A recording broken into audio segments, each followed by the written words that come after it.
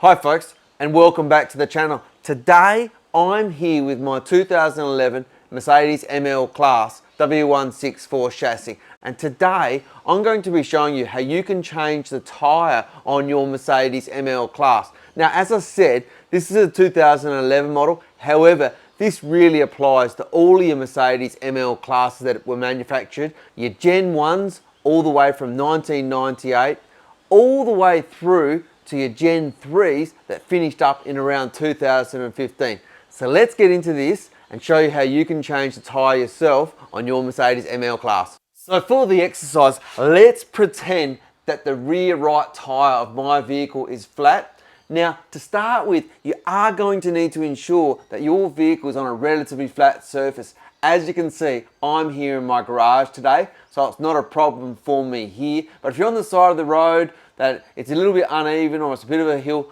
try to get your vehicle to a relatively flat surface before you start. And then the next thing you're going to want to make sure you do is make sure the vehicle's in park and that the handbrake is fully on the vehicle. So with the vehicle on a level surface and the park brake on, you're going to find the spare wheel or tyre and all of the tools that you need to do in the luggage compartment at the rear of the vehicle. So you simply come in here, you press this little flap, lift up this compartment, and it's a nice little strap here that you put up like that. And then when you look in to the rear of the vehicle, you can see all of the tools and the tyre that you need. So let's start by getting the spare tyre out. So you've got this plastic thing in the middle of the wheel. You spin that like that, put that to one side, and then you can lift that spare wheel out. So with the spare wheel out of the way, now we can get to all of the tools required to change the wheel. So in here, we've got the wrench to undo the wheel nuts. We actually have this handy other little tool over here. Now I'll show you how to use that, but that actually helps you to get the wheel on and off. We've got the jack itself. Lift that jack out. You can see that here.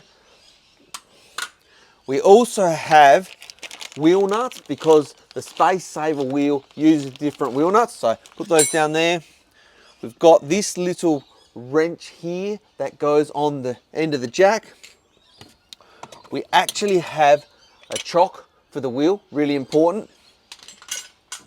And in the Mercedes, we also have this roadside triangle, which we can put up for extra safety if we want, you know, if it's dark or something like that. You can see this one's never ever been used, but I can fold that out and it'll make a nice little protection. See there? We put that up on the side of the road. Probably got little stands that flick out as well on the sides. So safety is paramount, and I always like to chock a wheel. You can see I'm down at the front wheel. We've got the rear wheel that's flat. And I'm going to use this chock just to stop the vehicle rolling around. So Mercedes supply one chock. It would be nice if they supplied two, but put the chock in.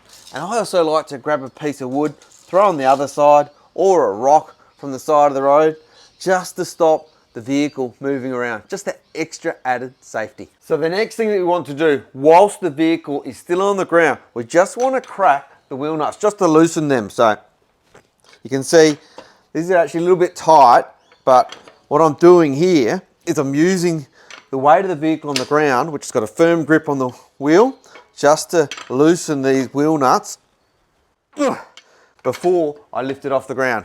So now that we've got those wheel nuts loosened, we need to locate the correct point to put the jack. Now the Mercedes have a nice rubber mount. I'll show you where you can find that rubber mount for the rear. So you come in under the side of the vehicle and you can just see it there at the rear. And from the front of the vehicle, you can come in too and you can see it's just here behind that front wheel. So you have to use these jack points, folks, otherwise you're going to damage your vehicle. So we grab our jack, and to start with, we can wind it by hand. So you can see what I'm doing there. I'm just winding it up, just so it's close to the mounting point. And then we slide it in underneath the vehicle and up under that rubber mount. And then with the jack in position, we can grab our tool. We can see it's even got up written on one side and down written on the other side. So we want to go up. So have the up facing out, and you can see it'll move it in a clockwise direction. So get our tool on like that. It's pretty easy. We wind up that vehicle. So with the vehicle jacked up, it's just then a matter of undoing those wheel nuts, which we loosened before.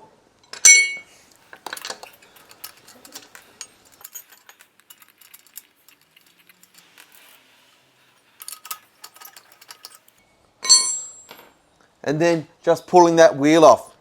Now, if it is off the ground, so just give it a bit of a bump and that'll slide off just like that. So with many European cars and the Mercedes, we have the wheel studs that go in to the hub as opposed to wheel nuts that are going on to the threads that come out. So to get the wheel back on, just to make it a little bit easier, we have this guiding pin.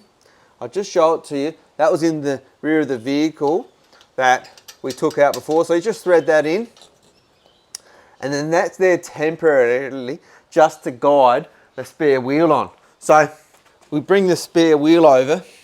Now it possibly could be a little bit taller than the original wheel because it is a space saver.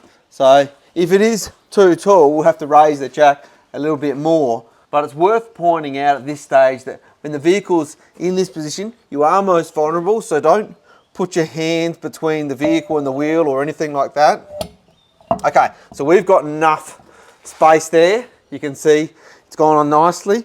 So then we've got to put in the wheel nuts. And as I said in the beginning, we actually have special wheel nuts that are for the spare wheel, the space saver, because it's not actually a alloy rim, it's a steel rim, and they're a little bit shorter to allow it to pull in nice and tight. So grab these. I'll just give you a comparison to one of the ones off the alloy rim. You can see they're shorter. So we have to use the short ones, and we thread those in just like this. I always like to get them started by hand. You can see what I'm doing there. And then with a number of those started, we can get that little gauge or guide out that just helped us get that rim on, and pop that last one in. Grab our tool and wind those all the way in.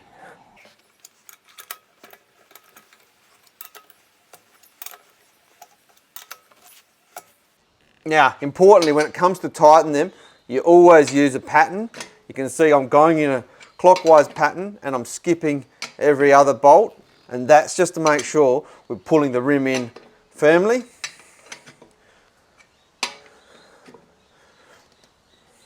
And then with the spare wheel on, we can lower the jack, but remember we have the up and the down, so we rotate the tool around so the down side is facing out, and then it's going to ratchet in the opposite direction to allow us to lower the vehicle. So then the final thing to do with the vehicle now lowered to the ground is actually to fully tighten all of the lugs. So once again, use that pattern that I talked about where you skip every other wheel nut as you go around. So you're pulling it in on a pattern, and you can see I'm just bringing it up just snug on each of these wheel nuts. So there we go. We've got that one fully tightened there now. So there you go, folks. That's how you can quickly, safely, and easily change out the flat tire on your Mercedes ML class for the one in the boot. So don't forget to remove the chocks. If you put chocks around a wheel, don't forget to put the flat tire back in the boot because you're going to want to get that repaired. And don't forget to put the tools back in the boot because you might need those again one day. But if you have liked the video, do give us a like and drop us a comment down below. It's truly appreciated. And in the future, if you're interested in learning about servicing and maintaining your Mercedes ML class, on the channel we've produced now nearly 80 videos of maintaining and servicing this Mercedes ML class, which you can easily follow along and learn how to do things yourself. But also, if you're interested in learning about maintenance and servicing on other vehicles, on the channel we've also got an Audi A3, a Mazda 3, a Ford Ranger, and an early Ford Falcon. So there really is something for everyone on the channel. And if you're interested in any of that content, do subscribe to the channel. But until next time, folks, have a good evening.